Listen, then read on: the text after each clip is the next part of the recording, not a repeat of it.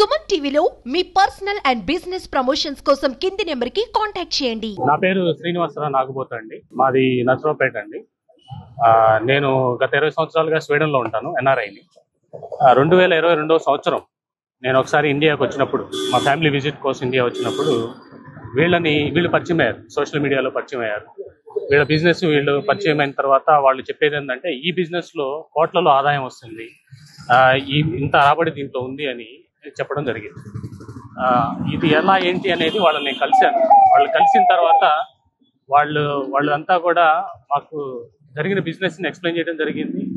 తర్వాత మీరు కనుక ఇండియా వచ్చి మాతో బిజినెస్తో అసోసియేట్ అయితే మనం దీన్ని ఒక నెక్స్ట్ లెవెల్కి తీసుకెళ్దాము, మిమ్మల్ని ఒక డైరెక్టర్గా చేసుకుంటాము, ఈ యాప్లో ఇంత లాభాలు వస్తాయి, ఇవి దాదాపు ఒక 5,000 బ్రాంచ్లు మనం ఓపెన్ చేయొచ్చు టుగెదర్, మీరు కనుక మీ నాలెడ్జ్తో మా ఇండియాకి వచ్చి మాతో అసోసియేట్ అయితే ఓకే మనం ఒక డైరెక్టర్గా ఉంటూ దీన్ని ముందుకు వెళ్తారని నన్ను నమ్మించి అక్కడి నుంచి నాకు అబ్రాడ్ నుంచి స్వీడన్ నుంచి మళ్ళీ ఇండియాకి వచ్చే విధంగా నన్ను ప్రేరేపించారు, రావడం జరిగింది. ఈ ప్రాసెస్లో నర్సరావుపేటలో నేను ఫ్రాంచైజీ తీసుకున్నాను. వాళ్ళ దగ్గర నుంచి మొట్టమొదటిసారిగా 25 లక్షలు వాళ్ళకి ఇచ్చాను. దాని నుంచి దఫాలుగా వాళ్ళు కొంత మెటీరియల్ స్టాక్ మాకు పంపించారు. తర్వాత జనవరి 23న ఇది మేము నర్సరావుపేటలో ఫ్రాంచైజీ మొదలుపెట్టాము. అది నవంబర్ 23 వరకు దాన్ని మేము కంటిన్యూ చేశాము.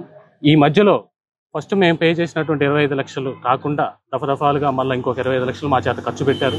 దీని ద్వారా మేము పూర్తిగా 50 లక్షలు ఖర్చు పెట్టడం జరిగింది. అసలు ఈ ప్రాసెస్ మొత్తంలో కూడా మాకు ఎటువంటి లాభాలు లేవు. జరిగిన బిజినెస్ మొత్తం వాళ్ళ అకౌంట్కే పోవటం, వాళ్ళు దాన్ని 2% కమిషన్ తీసుకొని మిగతా మా ప్రాఫిట్ ఇవ్వాలి, అది ఏమీ జరగలేదు.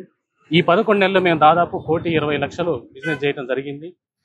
దీని బిజినెస్లో మాకు ఎటువంటి ఒక్క రూపాయి మాకు రాలేదు. తిరిగి మీరు డబ్బులు ఇవ్వాలి, ఇంకో 10 లక్షలు ఇస్తేనే దీన్ని ముందుకు తీసుకెళ్తామని చెప్పడం జరిగింది. ఈ ప్రాసెస్ మొత్తం చూసినప్పుడు ఇది ఒక పెద్ద స్కామ్ అని తెలిసింది. తర్వాత వాళ్ళు ఉన్న మిగతా బ్రాంచ్లు ఏందని ఎంక్వైరీ చేస్తే ఏలూరు, తణుకు, నర్సీపట్నం, సత్తుపల్లి, అలానే తెలంగాణలో మంచిర్యాల, మహబూబ్ నగర్ అండ్ ఒరిస్సాలో కూడా ఇంకో బ్రాంచ్ ఉన్నట్టు తెలిసింది. వీళ్ళందరినీ ఫోన్ చేసి కనుక్కుంటే వీళ్ళందరూ కూడా ఇలాగనే మోసపోయి, వీళ్ళ బారిన పడి అందరూ మోసపోయి ఈ 3 రాష్ట్రాల్లో ఉన్నటువంటి వాళ్ళ బ్రాంచ్లు ఏవైతే ఉన్నాయో ఇప్పటి వరకు అవన్నీ క్లోజ్ చేయడం జరిగింది.